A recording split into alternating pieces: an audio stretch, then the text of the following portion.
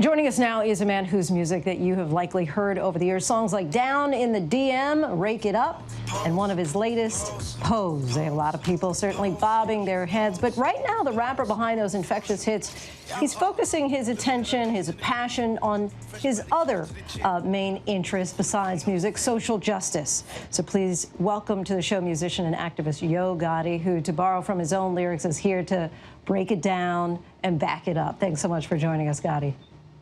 How you doing? How you doing? So first, as someone who has been speaking on the issues now at the forefront of the national debate for years, especially policing and criminal justice reform, share with us your thoughts about recent events. What's been the toughest part for you and your family? I mean, just, staying educated on all the things that's going on and being a black man, being a successful man, and having kids and family members who come from a certain culture, just, trying to make sure we not, I don't want to say dodge some of these situations, but we living with them every day. So, just trying not to, be a victim of it, one, as well as trying to spread the information to not see other victims of it. And I'm just curious, because you mentioned your children. What do you say? What's the conversation that you're having right now in your household? Well, my kids is more like, I try to have open conversations with them to understand them, what they think about what they hearing and seeing, as well as giving them, information from a father, my opinion on what I think is going on, or just information that they can use if they ever in a situation without me. And before these recent events, you had been working specifically on the issue of prison reform, calling attention to the deplorable conditions of the Mississippi State Penitentiary, known as Parchman, providing legal assistance to inmates along with Jay-Z and Team Rock. Tell us more about Parchman. What's been going on there, and what's the latest on the lawsuits that your team is pursuing? Parchman, that's a whole issue of its own, of just, a prison facility that's treating human beings like animals. And they live in inhumane conditions. And I think when this whole corona thing happened, it kind of took some of the light off of what was going down there in that facility. But, actually it's making it even worse. So now they have to deal with the coronavirus, and, it took some of the light away, but we still own it. We still own it and trying to fight it and get, better conditions down there. You've had some close family members incarcerated before. What's a common misconception, would you say, about the criminal justice system and the people who get caught up in it? I think the common misconception is that people still human. Even though they're in prison, that don't mean that you can treat them like animals. You can cage them away, throw them away like they don't exist.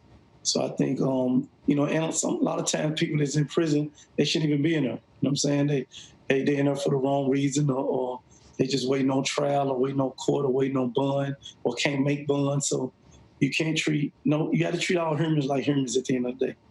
If your microphone could reach out and the politicians or the legislators, the people who could make the change, if they could hear directly one call of action from you, what would it be? One call of action to be treat all humans like humans, as well as you're in a situation like Parchman, where you're a prisoner in jail, or you dealing with police brutality or racial issues on the street and not getting the fair justice. Distrust of the police within the black community has a deep-rooted, long history. And with cases like George Floyd, Breonna Taylor, the list goes on and on. It's not difficult to see why that distrust may continue for some while. But what role do you think that music and hip-hop specifically can play in bridging that gap? I don't know if it could bridge the gap per se, but I think we can spread the information. I think it's a lot of people that listen to us, watch us on a day-to-day. I think we can try to educate people on what's going on, spread the information, because luckily some of these things are, and luckily probably not the right word, but some of these things are getting captured on video. So we able to see it, but you got to think about all the cases that you don't have a video on, how many police brutalities or racial things that happen every day that don't get caught on a video. I guarantee it's way more than the ones that we seeing on video. Right. And you're someone who has a reputation in the industry for being really hands-on, especially when it comes to the business of making music. And just yesterday, Republic Records, a major record label, announced that it is doing away with the term urban, citing it as an antiquated term that marginalizes black artists. What are your thoughts about that? My thoughts is I don't know why urban was actually ever a category or word because, you know, when you talk about hip hop music, this is the most popular music that's out, right? So whether you're a suburban kid or middle class, how are they structured?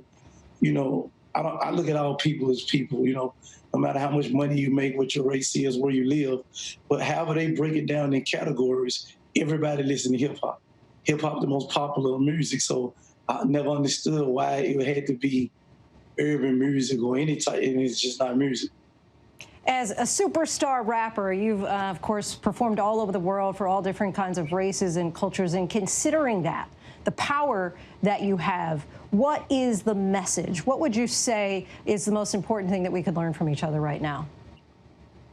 I think people pulling together, you see a lot of people pulling together, but I think we just have to keep spreading the education, keep educating each other and learning from each other and spreading information that, you know, that you can learn something about something you didn't know that was going on, and having open conversation with your friends, whoever, you know, and educating each other and pushing each other to do more and stay unified and try to, you know, get the best outcome in every situation. Gotti, we thank you so much for your time and for joining us tonight. I appreciate it. Hi, everyone. George Stephanopoulos here. Thanks for checking out the ABC News YouTube channel. If you'd like to get more videos, show highlights, and watch live event coverage, click on the right over here to subscribe to our channel. And don't forget to download the ABC News app for breaking news alerts. Thanks for watching.